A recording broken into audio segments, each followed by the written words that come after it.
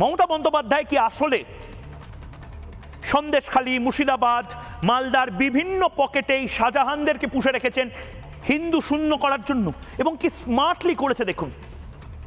প্রথমে ক্ষেতের জমিতে নোনা জল ঢুকিয়ে দেওয়া, প্রদীপ মণ্ডলদের মেরে দেওয়া, পদ্মা মণ্ডলদের ভয় দেখানো। আরে একটা বাচ্চা ছেলে নিয়ে একজন মহিলা করবেনটা কি? সন্দেশখালীতে থাকবেন মরার জন্য? পদ্মা মণ্ডল আর সন্দেশখালীতে থাকেন না। রাজকুমার মণ্ডল চোখে গুলি মেরেছিল, যে বসে রয়েছে এই মুহূর্তে আমার সাথে, অন্য কোনো রাজ্য থেকে, আমি নাম বলবো না।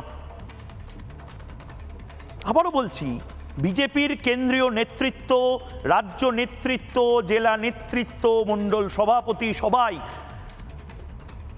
আজ এই এপিসোডটা দেখার পর সিদ্ধান্ত নিন যে কাদের সাথে লড়াইটা করছেন। বিমলদা আমাদের সঙ্গে রয়েছে, আমি বিমলদার কাছে আসবো। বিমল শঙ্কর নন্দ বিজেপির মুখপাত্র। কিন্তু তার আগে ঘর ছাড়া হয়ে যাচ্ছে কাতারে কাতারে হিন্দুরা। সন্দেশখালী রোহিঙ্গাদের একটা বড় অংশের বাসযোগ্য ভূমি হয়ে যাচ্ছে। শেখ শাহজাহান তাদেরকে বসাচ্ছে বলে বারবার অভিযোগ উঠেছে। দেখুন আর ভাবুন যে লড়াইটা আসলে কতটা কঠিন। কতদিন লড়াইটা করবেন? 200 দিন বা 300 দিন বাকি আছে। তারপর আবার মমতা বন্দ্যোপাধ্যায় বলবেন জিতলাম তো আমি। দেখুন,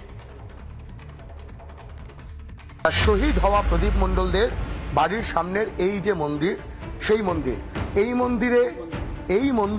এই মন্দিরগুলোতেই নিয়মিত নিত্য পুজো করতেন প্রদীপ মণ্ডলরা। আর সেই জায়গাতেই তারা শহীদ হয়েছেন।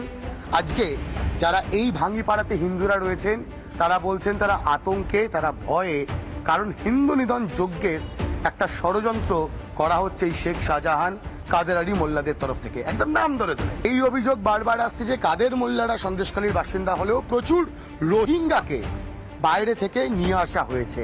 শেখ শাহজাহান এখন জেলে, তাহলে এখন এখানে অত্যাচার কারা চালাচ্ছে? কাদের মোল্লার বাহিনী রোহিঙ্গা আছে, তাদেরকে নিয়ে। কাদের মোল্লা কি সন্দেশখালীর বাসিন্দা? হ্যাঁ, সন্দেশখালীর বাসিন্দা। আর কাদের মোল্লা বাদ দিয়ে আরো যারা রয়েছে তারা কোথাকার? তারা আশেপাশের আছে সব। আর রোহিঙ্গা আছে বাইরের, সব বাইরে থেকে এসছে, তাদেরকে জায়গা দিয়ে রেখেছে। কারা জায়গা দিল? এই কাদের মোল্লারা। কাদের মোল্লারা, শাহজাহান বাহিনীরা। কতদিন ধরে রাখা হচ্ছে? ওই তো বহুদিন ধরে আছে ওরা। বলছি, এই যে দীর্ঘদিন ধরে 6 বছর ধরে যে অত্যাচারের অভিযোগ আসছে, সেটার কারণ হিন্দু হওয়া? হিন্দু হওয়া এটাই কারণ, আমরা হিন্দু হতে পারবো না। না, এই যে আপনারা বলছেন বারবার অত্যাচার হয়েছে, কি ধরনের অত্যাচার? শেখ শাহজাহানের অত্যাচার, কাদের মোল্লা, শহীদুল মোল্লা, এরাই তো অত্যাচার করেছে। বাইরের থেকে লোক নিয়ে এসে, রোহিঙ্গা নিয়ে এসে এই সব অত্যাচার। ভয় লাগে না থাকতে এখন? ভয় তো আমাদের সহ্য হয়ে গেছে ভাই, মরি আর মাছি, যা হবে একবারই দেখবো। অনেকে এখনো অব্দি ঘর ছাড়া, 6 বছর ধরে এখনো ঘর ছাড়া।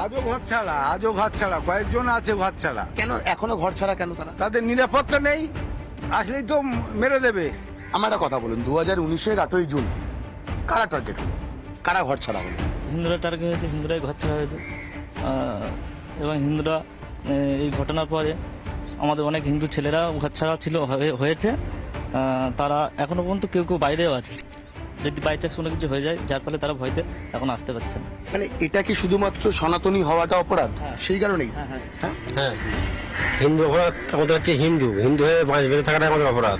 না, এটা কি সত্যিই তাই যে হিন্দু হওয়াটা অপরাধ? এটা এখন তাই হচ্ছে, তো হিন্দু হওয়াটাই তো অপরাধ। আচ্ছা, মোটামুটি কতজন ঘর ছাড়া এখনো রয়েছেন আন্দাজ? এখনো 5-6 জন ঘর ছাড়া আছে। আর ঘটনার পর মোটামুটি কতজনকে ঘর ছাড়তে হয়েছিল? প্রায় 25-30 জন ঘর ছাড়া ছিলাম আমরা। প্রায় 6 বছরের বেশি সময় ধরে যারা এখনো অব্দি ঘর ছাড়া, প্রত্যেকেই সনাতন ধর্মাবলম্বী। আর সেটাই তাদের অপরাধ ছিল শাহজাহান শেখ কিংবা এই কাদের মোল্লাদের কাছে, এমনটাই অভিযোগ করছেন এই গ্রামের বাসিন্দারা। ভিডিও জার্নালিস্ট দীপঙ্কর কাঞ্জিলালের সঙ্গে ভাস্কর বসু, রিপাবলিক বাংলা।